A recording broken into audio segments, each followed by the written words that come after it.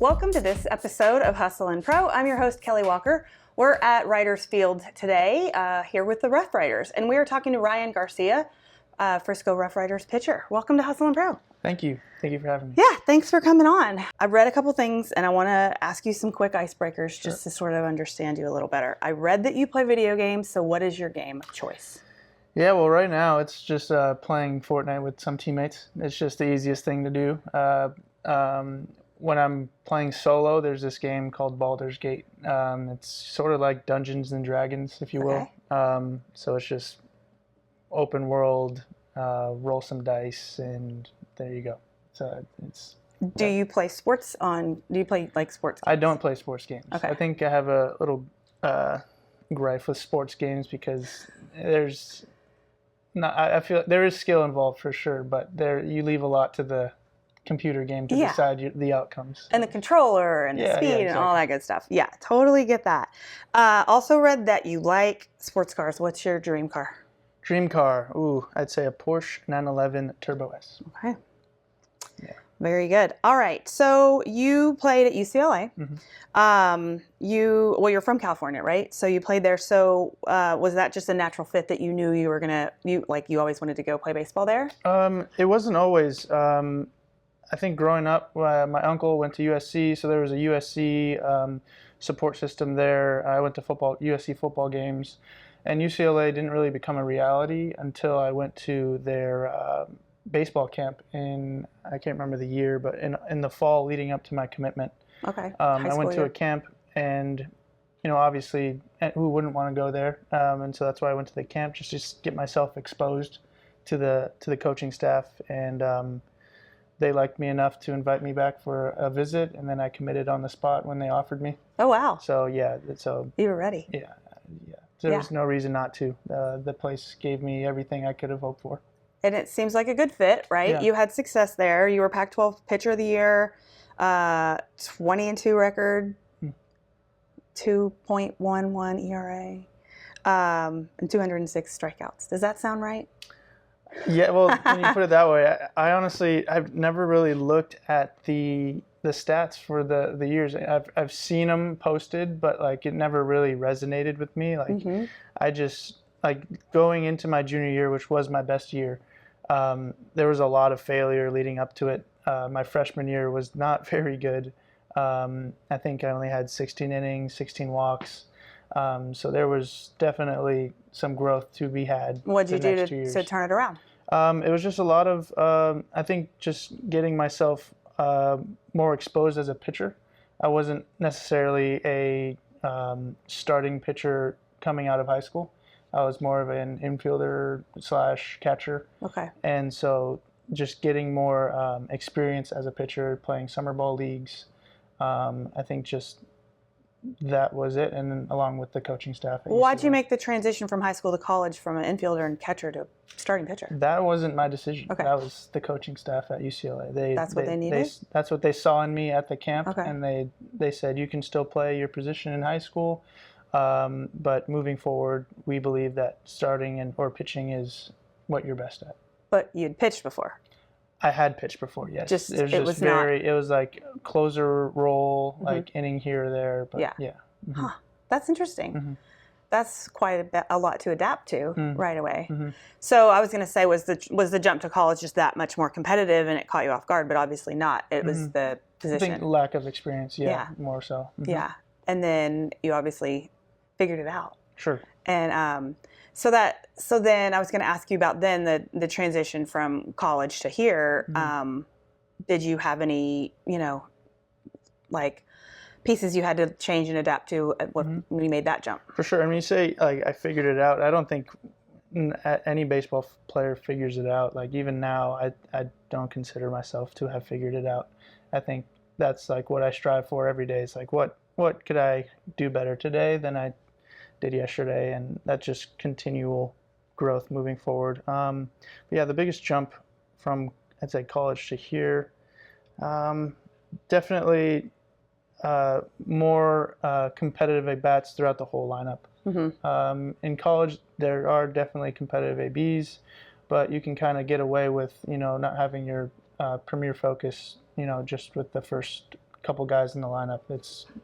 Here it's 1 through 9 all the time. There's no like weaknesses. Correct. Where you can take a breath. Yeah. Well, like you said, you're never done learning in this sport, no matter the position, right? There's always change, and whoever you're facing, that changes.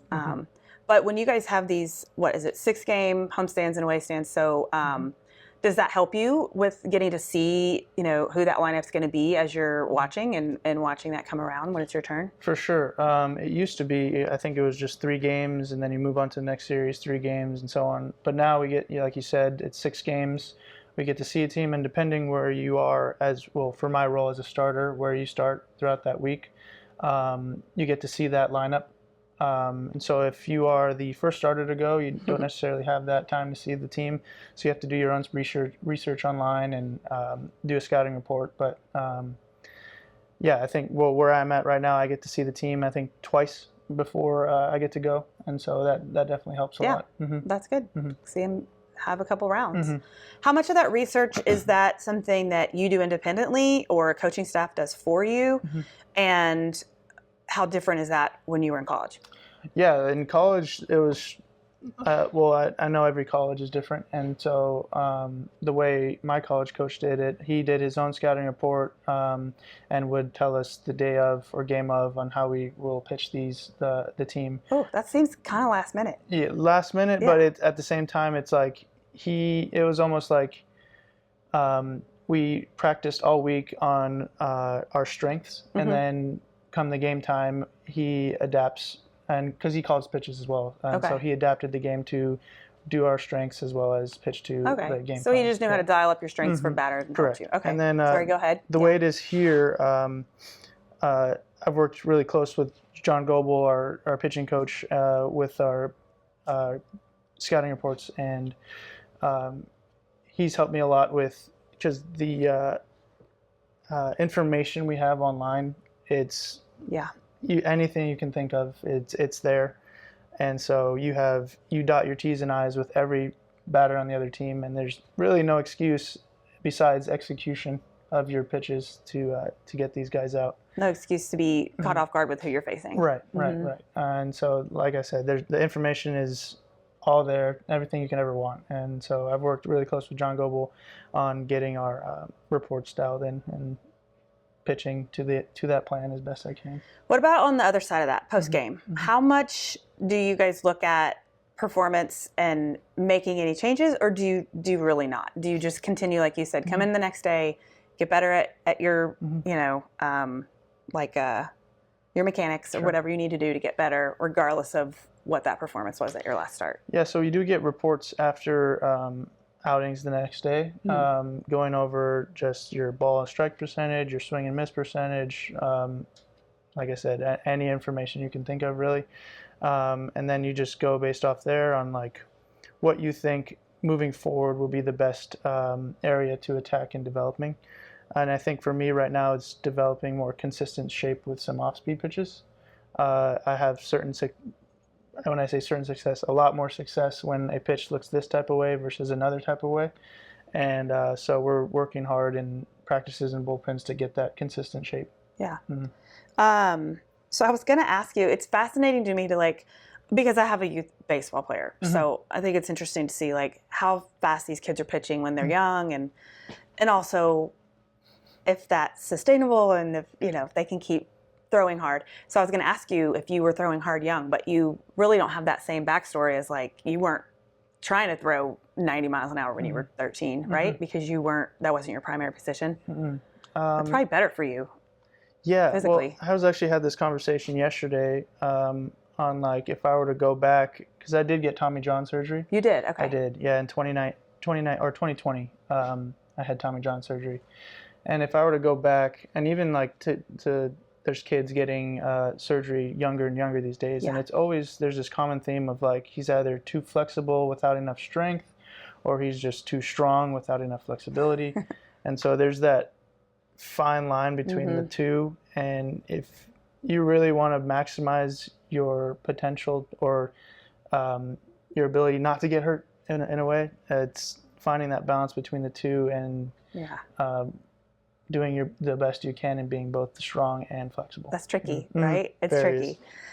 Okay, so I jumped into some of that, but I was going to ask you, you mentioned 2020, but so 2019, you are the 50th overall pick in the MLB first-year player draft. So what's your reaction, California guy, grew up, play there in college, to know you're coming to Texas? Well, the reaction was I didn't get any phone call like any typical draftee does. We were playing in the regionals playoffs, and I found out after the game. I think one of my teammates told me, he's like, "Hey, you just got drafted by the Texas Rangers," and it was immediate shock because I had conversations with them, but in no way I would have thought that they would have drafted me because based off their previous interest. I had definitely had more interest from other teams, and so initial was shock, and then excitement went straight to my family, and shared a special moment there. Did they know before you knew? They knew during the game, because that's when it all happened. Was during the game. But that's funny that you were playing. I was blocked off from. Right. Yeah, that's funny. So I also read that Max Scherzer is somebody you look up to. Is that like pitching style specifically? In college more so because of the intensity. I mean, there's still intensity with him today, but the intensity that he pitches with, it's almost like that's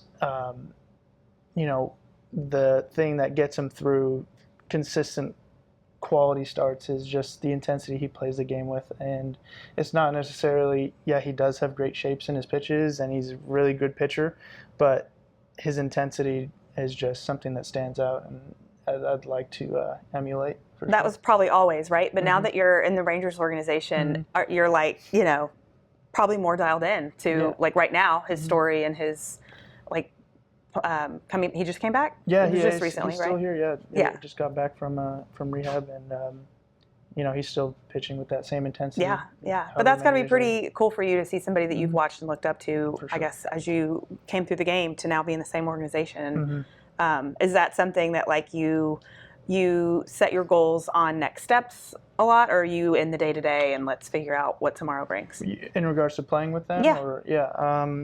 I think so. I think I've come to realize that everyone's on their own path, and as much as you'd like it to play out as you wanted it to, it never really does play out. Really hard to control it, right? Exactly. Yeah, or steer it your way, I guess. Yeah, exactly. And so I've come to peace with that, and the best I can do is the best I can do today, and so that's what I've come to realize. And so everyone's on their own path.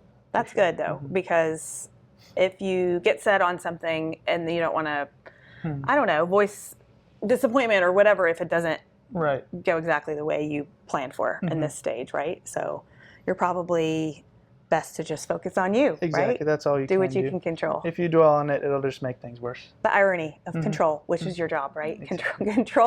Controlling your pitches. So unless this isn't public knowledge, like what is your best or go-to or most comfortable pitch? I know you don't want to give away what you're doing, but no, that's fine. I think this year I've been really comfortable with my off-speed pitches. I think in the past what has gotten me into trouble is trying to lean on like my fastball, and if I find myself to be in trouble with my fastball, I didn't really have anything to go to. And so this year it's been my off-speed pitches has just been able to get me back in to counts, and I think that ultimately helps all the other pitches, like my fastball. And so gives you more options. Exactly. Get through the count differently. That's one thing that stood out to me this year with my performance is that I've been really happy with the way my off-speed pitches have been performing. At this point, are there new types of pitches that you have to go discover and figure out how to put in your tool belt? Yeah, I mean, the cutter is something I've thrown a lot this year that I've never thrown before. Okay. And so I've had I'd say more of a love relationship than a hate relationship with that, but there is still love-hate with it. Was that an off-season development? We kind of messed with it last year during season, and it never really showed itself in the game, but it was something that I was throwing in the off-season, and that's the pitch that if I had to get it into the certain shape that we want, that it performs the best. And so that's something I've just continued to work on. Do you have family that in baseball? In professional baseball? Nope, just baseball. My brother plays baseball. Okay, that's what I thought. I just wasn't sure. At what level? He's a junior in high school. Okay. And my father, he's a travel ball coach for, I don't even know how many teams, but he has a lot of teams, and he runs a travel ball team. Both in California? In California. Yeah. Was he your coach growing up? He was my Little League coach. I think once I moved to travel ball, he kind of wanted me to, figure things out for myself. That's interesting. That's good. Mm-hmm. So he kind of watched from afar when I played travel ball, and he did end up helping out with some high school teams. I think he was around, but after Little League, I think he was not my main coach. Yeah, my dad was my Little League coach too. So was he able to turn after when you were playing travel ball and he wasn't your coach? Was he able to turn that off? And I know he watched, of course, and he has all the input. But did he give it to you? Yeah, I mean, who wouldn't? Yeah. Can't help it. Yeah, exactly. If he has something that he sees in the stands, why wouldn't he say anything, as any father would? Yeah. But it was good. I think what he did, just letting me not be babied in a sense, and so I was able to figure stuff out, as in the importance of working hard. I wasn't, like I've stated, I wasn't the all-star player that I was as growing up, and I was always maybe a 9-hole hitter. So I had to earn stuff when I was younger, for sure. I like that. I hear that a lot. I think that's important because it is definitely not always. It is not like a straight linear path for the best player growing up to always be the best player. It's really, to me, the exception, right? It's usually the somebody that's more in the middle of the pack that sees that they have to overcome and work harder and stay the course, that ends up making it a career. For sure. That's definitely what it was. I was on the team with, the guys that were the best in the country, and I did learn from them for sure, and that was a blessing. But I think that's where it's, you have two paths to choose. It's I give up here because they're better than me, or it's no, I can be just as good as them. And right. So that was the path I definitely chose. Yeah. I love that. That's great. Fantastic. Well, it was nice talking to you. Absolutely. Learning a little more about you. Yeah. Here at the ballpark with my family a lot, so we're always rooting for you, and we'll continue to do that as you make your starts here in Frisco. So thanks for your time today. Thank you for having me. Yeah. And thank you for watching this episode of Hustle and Pro. Be sure to subscribe on YouTube and follow us on Instagram for alerts on the next episode. See you next time.